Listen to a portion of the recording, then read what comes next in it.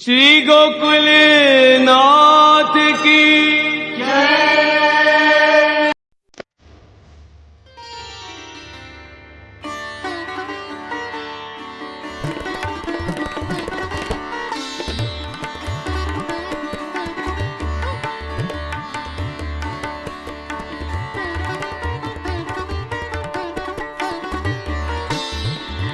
कौन की बात अभी बता रहे थे बेटा? नायना ताजी बता रहे थे नवीन दिनन में, कौन वो कामा में कामवन में वने कही को नाम में भूल गयो। एक सेवक वैष्णव हते अपने घर के बहुत निकट कामवन में।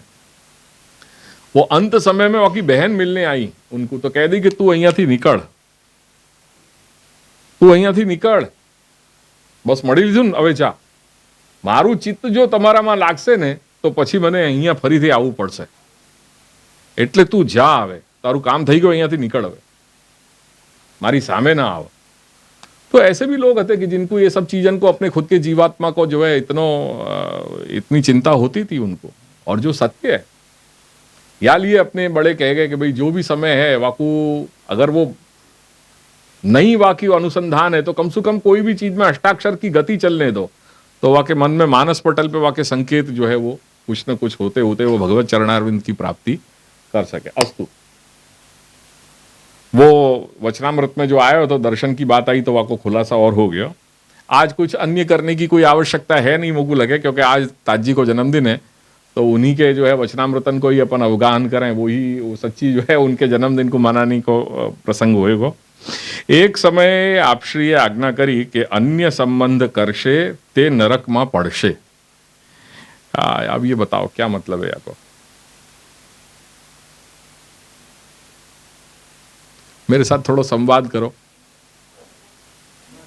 अन्याश्रय अन्य संबंध करशे ते नरक में पड़शे। अन्य संबंध એટલે કોનો?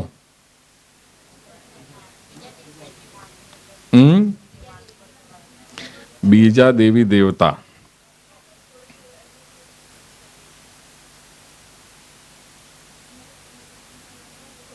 तो देवी देवता को जो है वो संबंध करना कोई बुरी बात है क्या? नहीं, एक बात अच्छी आई थी, देवी देवता की बात आई थी, तो देवी देवता को संबंध करना क्या बुरी बात है?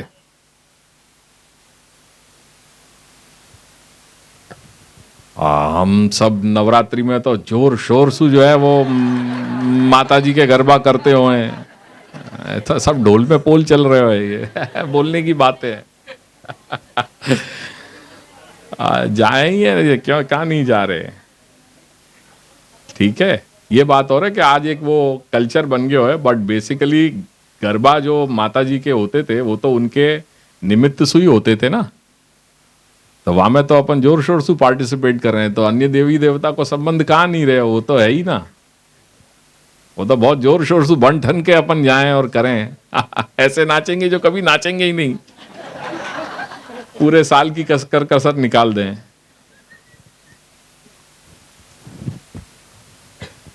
तो समझने की बात है कि ये अन्याश्रय को बहुत ज्यादा वो, हाँ, वाकई विषय में बड़ी भ्रांत धारणाएं हो गई। हम जब अपने परिवार में जो अपने गुरुजन हैं उनको जब हम नमन जय जय श्री गोकुलेश, उनके जब अपन उनके प्रति श्रद्धास्पद हुए, माता पिता सास ससुर चाचा ताऊ जब आते हुए तो अपन उनको भगवत स्मरण करें, उनके पांव छुएं अपन, तो ये तो देवताएं, तो क्यों नहीं होना चाहिए करके अनादर की बात नहीं है यहाँ पे। पर कोई वो जो यहाँ पे जो भी अपने आप पूजन कर रहे हैं वहां में भावना एक सत्कार की है। जैसे आपके घर में कोई अतिथि आयो, तो अतिथि के आने पे आप अपन क्या कर रहे हैं घर में? आओ आओ पधारो, बेसो, शू ग्रहण करशो, शू लेशो, ये एक सत्कार है। तो जो हम पूजन अपने यहाँ शास्त्रोक्त विधान से जो पूजन बताए गए हैं वो भी एक सत्कार रूप है, वहां वो कर्तव्य रूपेण अपन कर रहे हैं, करके वहां अन्य संबंध की बात लागू नहीं हो रही है। आयो बात ख्याल में? तो जो कर्तव्य सु प्राप्त है और वहां मात्र अपन कर्तव्य बोध सु वो पूर्ण कर लेते होंगे। वहां पे अपन श्रद्धा पूर्वक कोई चीज हमारी सिद्ध हो जाए या कोई हमको प्राप्ति हो जाए, ऐसी कामना सु हम कोई चीज नहीं कर रहे, या लिए वो वहां पे टेक्निकली अन्य संबंध लागू नहीं होवे। तो ताजी आज्ञा कर रहे हैं कि एक समय आप श्री आज्ञा करी कि अन्य संबंध करशे ते नरक में पड़शे। तो जब पूजा की कामना की दृष्टि सु, सेवा इत्यादि की आराधना की दृष्टि सु जब अपन कोई को संबंध कर रहे हैं, तो अवश्य वो अपने लिए बाधक है, क्योंकि अपने माथे अपने सर्वस्व देवादिदेव भगवान श्री कृष्ण विराज रहे हैं, और श्री प्रभु को छोड़ करके अगर अपन कोई भी अन्य को संबंध करें तो निश्चित वो अपने लिए कहीं ना कहीं प्रतिबंध रूप है। करके श्री गोसाई जी, श्री गोसाई बाबा ग्रंथ में आज्ञा कर रहे हैं अंत में कि अन्य संबंध गंधोपि कंधराम एव बाधते। श्री गोसाई बाबा के क्या शब्द हैं? अन्य संबंध गंधोपि, बोलो, कंधराम एव बाधते। अन्य संबंध गंधोपि, अन्य संबंध की गंध भी अगर आएगी तो वो कंधराम, जो आपके अलौकिक में, जो आपको आध्यात्मिक जो मार्ग है, जो विकास है, वाकु कहीं ना कहीं बाधते, वो बाधा उत्पन्न करेगो। ये श्री गोसाई बाबा के स्पष्ट शब्द हैं, स्पष्ट वाक्य हैं। या लिए अपने यहां श्री ठाकुर जी को अन्याश्रय पसंद नहीं है, और सब कुछ हो सके पर अन्याश्रय नहीं सहन हुए। साक्षात स्वरूप संबंध विना बधो अन्य संबंध छे, ए पतिव्रत धर्म थी भ्रष्ट थाय छे। श्री कन्हैया ताजी के ये वचनामृत। ताजी आज्ञा कर रहे हैं कि एक समय श्री मुखे आज्ञा करी કે વૈષ્ણવને માથે જે સેવા પધરાપી આપે છે, સેવામાં તે જ ગુરુનો આવિર્ભાવ જાણી સેવા કરવી એ માર્ગોક્ત આજ્ઞા કરી। क्या बात कही आज्ञा? वैष्णवने माथे जे सेवा पधरावी आपे छे, जो गुरुदेव सेवा पधरा रहे हैं, उन गुरुदेव को वहां पे आविर्भाव व स्वरूप के साथ जुड़ो भयो है, उनको संबंध वहां व स्वरूप के साथ जुड़ो भयो है, अभिन्न रूप सु। वहां तादात्म्य है, भेद सहिष्णु अभेद, वो भेद होने के बावजूद भी वहां पे अभेद है, गुरुदेव को और श्री प्रभु को। या लिए श्री गोसाई बाबा श्री महाप्रभु के लिए आज्ञा कर रहे हैं कि वस्तुतः कृष्ण एव। ये बात अपने यहां स्पष्ट कही है कि श्री महाप्रभु और श्री ठाकुर जी में कोई भेद नहीं है। अपने यहां तो अपन श्री दादाजी तक अपन कोई सब अभेद ही माने, अपने लिए श्री ठाकुर जी, श्री दादाजी, श्री महाप्रभु, श्री गोसाई बाबा, श्री गोपीनाथ प्रभु चरण सभी अपने लिए एक स्वरूप हैं। करके अपन जय जय श्री गोकुलेश में ही सब कुछ अपन मान ले रहे हैं। अपन को और कोई अन्य भगवत स्मरण करने की अनिवार्यता अपने लिए आवश्यकता नहीं आ रही है, क्योंकि अपने लिए सब कुछ एक ही है।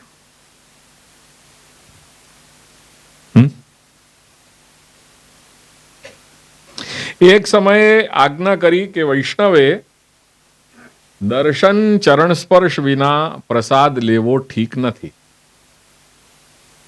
वળી तिलक विना सन्मुख दर्शने आवવું नहीं, श्री प्रभुनी सामे बगासू खाવું नहीं। वળી सन्मुख में रही, ये श्रीमद् भागवत में 32 अपराध बताए हैं। श्रीमद् भागवत को जब देखोगे तो वो 32 अपराध बताएं भगवत सन्मुखता के कि कैसे अपन को व्यवहार, अपन सेवक वैष्णव है तो कैसे अपन को सेवक के रूप में व्यवहार करना चाहिए। वड़ी सन्मुख में रहीने आरसी में मुख जोई तिलक न करवू, सन्मुख में बेसी भोजन न करवू, भींजाયેલ कपड़े सन्मुख न जवू, आवी शिखामण आपी वैष्णव ने समझाव्या।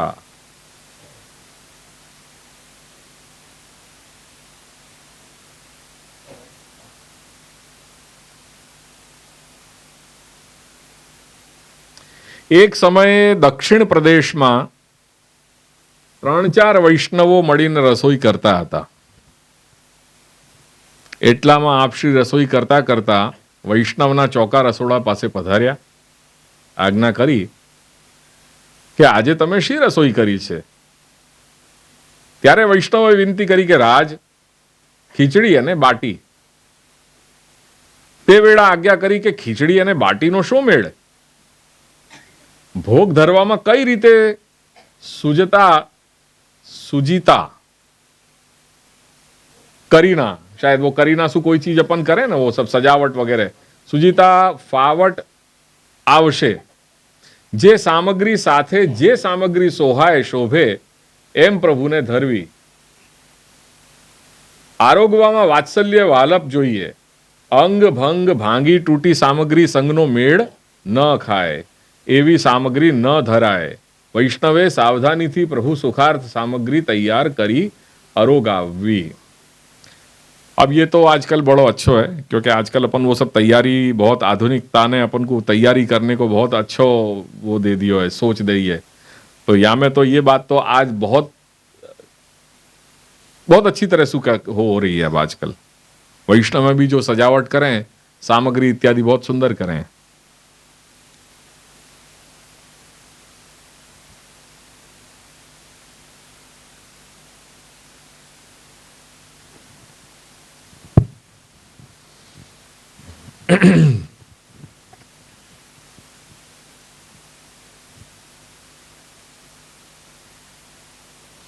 एक वखत वैष्णव फूलनी माळा लई आपश्रीना श्रीकंठमां धरवा गया, त्यारे श्रीमुखे आज्ञा करी के एक माळा छे के बे? वैष्णवे विनती करी के राज माळा एक छे। त्यारे आज्ञा करी के श्री ठाकुरजी माटे रहेवा दे। એટલામાં તો વૈષ્ણવે શ્રીકંઠમાં પહેરાવી દીધી। ત્યારે હસીને આજ્ઞા કરી કે સ્વરૂપ નૈષ્ઠિકનું આ જ લક્ષણ છે।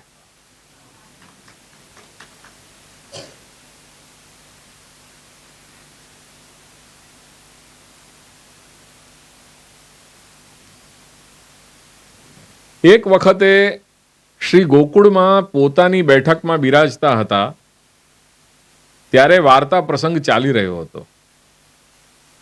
ते वखते हाँ वो भी हो सके, हाँ बैठक तो फिर हाँ पोतानी बैठक ने वही होएगा, हाँ वही होएगा।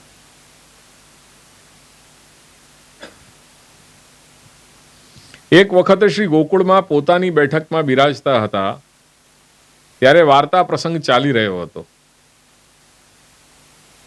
ते वखते एके विनती करी के राज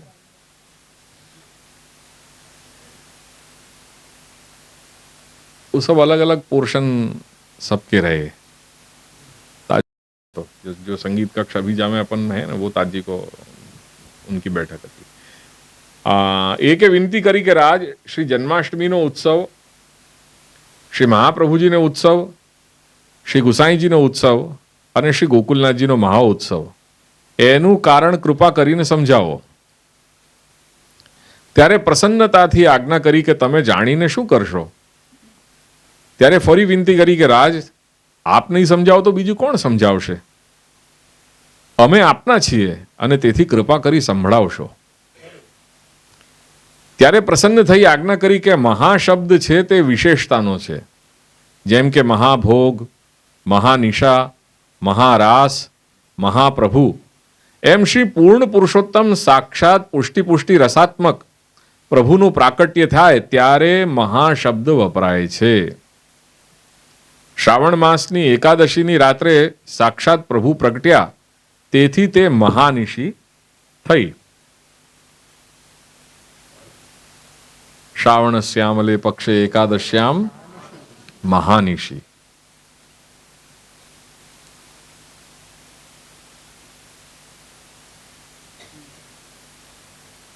श्रावण मासनी एकादशीनी राते साक्षात प्रभु प्रगट्या, तेथी ते महानिशी थई। तेवी ज रीते श्री कृष्ण रसात्मक प्रभु जन्माष्टमी पर प्रगट्या, ते स्वरूप व्रजभक्तोना भावना भावात्मक स्वरूप एना भावथी भोग समर्प्यो, ते महाभोग थयो। तेवी ज रीते रास वगैरेमां व्रजभक्तोने महान क्लेश प्रभुने मळवानो थयो, त्यारे ते भक्तोना हृदयमांथी प्रकट थई रास कर्यो, ते महारास थयो।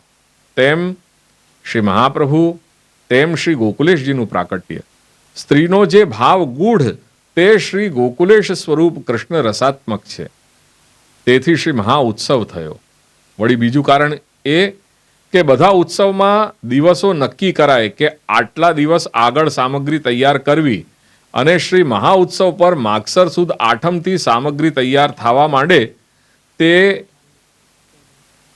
12 માસ સુધી થાય આમ પ્રતિવર્ષ થાય એવી મોહનભાઈજીની કૃતિથી એમના ભાવથી આ શ્રી મહાઉત્સવ મનાયો છે.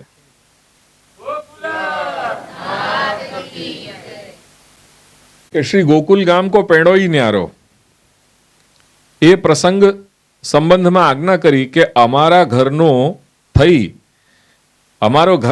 ઘરનો થઈ બીજાની રીત મુજબ ચાલે તે આ ઘરનો ભલે કહેવાય પણ એને આ ઘરનું દાન થતું નથી. એનો ધર્મ વ્યભિચારી સ્ત્રી જેવો છે. શ્રી ગોકુલ ગામ કો પેણોઈ ન્યારો.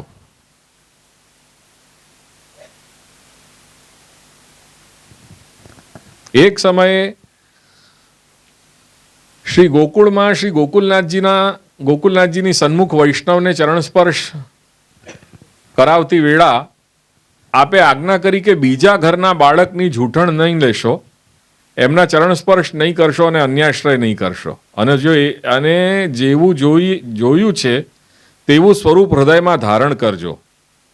આવી આજ્ઞા કરી વૈષ્ણવના 2 હાથ પકડીને ચરણ સ્પર્શ કરાવ્યા.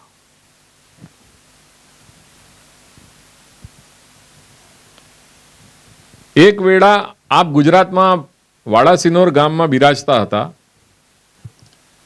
ત્યારે ત્યાં પોતાનો સાજ, ગાદી, તકિયા, શૈયાના ગાદલા બધું પોતાના મંદિરમાં છોડી શ્રી ગોકુળ પધાર્યા.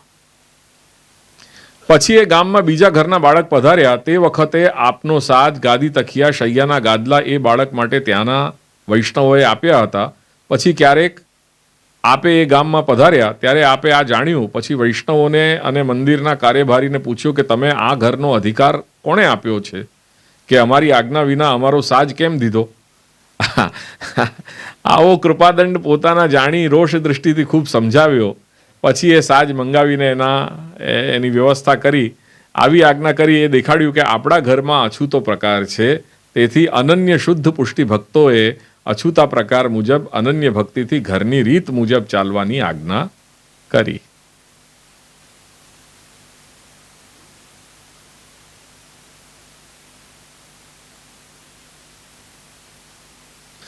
એક સમયે આપને એક વૈષ્ણવે પૂછ્યું કે રાજ, આપણા ઘરમાં સૂતરના પવિત્રા શ્રી ઠાકુરજીને ધરાય? ત્યારે આજ્ઞા કરી છે કે આપણા ઘરમાં ધરવાની રીત નથી, અને તે તો હોય તો सिंहासन पर धराए. जो 3 कलश है ना सिंहासन के, वहां पे राउंड करके वो धराए जाए. એક વખતે ગુજરાતમાં વાડાસિનોર ગામમાં નાની ઉંમરે પધાર્યા હતા ત્યારે ગામ બહાર તળાવ પર વૈષ્ણવોના બાળકો સાથે ખેલવા પધાર્યા હતા. ત્યાં માટીના લાડુ કરી રમતા ખેલતા હતા. તે સમયે આજ્ઞા કરી કે તળાવમાં કોના લાડુ તરે છે?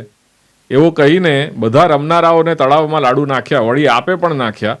ત્યારે બધાને ડૂબી ગયા અને આપના તર્યા. આવો ચમત્કાર દેખાડ્યો.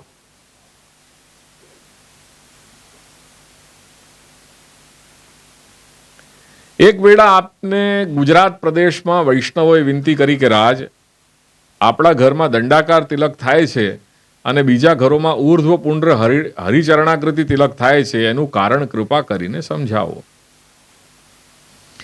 ત્યારે આપે આજ્ઞા કરી કે શ્રી ગોકલેશજીએ શ્રી વલ્લભાધીશની આજ્ઞા અનુસાર તિલક કર્યું છે અને બીજા ઘરોમાં વેદશાસ્ત્રમાં લખ્યા મુજબ તિલક થાય છે.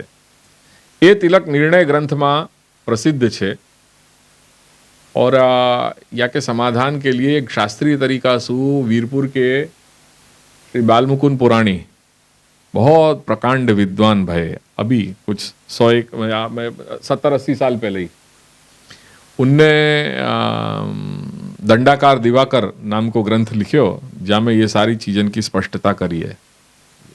कई लोगों को प्रश्न हुए ना कि भाई अपने यहाँ तिलक ऐसा क्यों है. वड़ी श्री वल्लभाधीशे तत्वदीप निबंधना सर्वनिर्णय प्रकरणમાં તિલક સંબંધી આજ્ઞા કરી છે કે દંડાકારમ લલાટે સ્યાત પદ્માકારમ તુ વક્ષસી વેણુપત્ર નિવમ બાહવો અન્ય દ્રીપાકૃતિર ભવેત. તેથી દંડાકાર તિલક શ્રી વલ્લભાધીશની આજ્ઞાનું પાલન કરી અવશ્ય કરવું, એમાં સંદેહ ન રાખવો. ત્યારે એક વૈષ્ણવે વિનંતી કરી કે રાજ, કોઈ એમ કહે છે કે શ્રી ગોકુળનાથજી શ્રી ગોવર્ધનનાથજીની સેવામાં સ્નાન કરી ઉતાવળે પધારતા હતા ત્યારે તિલક વચમાં બાંધતા રહી ગયેલું, તેથી શ્રીનાથજીએ દંડાકાર તિલક એમના વૈષ્ણવોને કરાવ્યું અને આપે કર્યું છે. એ વાત જૂઠી છે. શ્રી આચાર્યજીની આજ્ઞા સત્ય છે. વળી શ્રી કૃષ્ણ પ્રેમામૃતના 10મા શ્લોકના વિવરણમાં શ્રી ગુસાઈજી આજ્ઞા કરે છે કે શ્રી કૃષ્ણ 2 રેખાનું દંડાકાર તિલક ધારણ કરતા હતા. ભ્રૂ મધ્ય કેશ પર્યંતમ સમાન રેખા દ્વયાત્મકમ તિલકમ વિધાય. આ સિદ્ધાંત શ્રી गोकुलेश्वरના ઘરમાં દ્વિરેખ દંડાકાર તિલક मुख्य છે. और यहाँ जो श्रीनाथ जी की आज्ञा करी है कि श्रीनाथ जी ये दंडाकार तिलक, वो श्रीनाथ जी वो नाथद्वारा में विराज रहे हैं, वो श्रीनाथ जी नहीं, क्योंकि हमारे जो चतुर्भुज हमारे जो स्वरूप हैं जो हमारे माथे विराज रहे हैं उनको नाम भी श्रीनाथ जी है.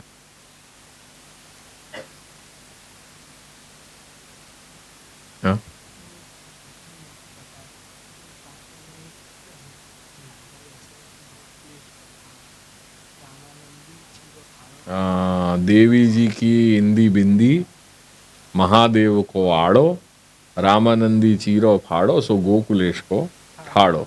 ये दोहाएं हैं जहाँ में ये सब बताए हैं कि तिलक मतलब कैसे कैसे क्या क्या प्रकार के तिलक हैं. तो वहाँ दोहा बनाए दिए, दोहा है वके.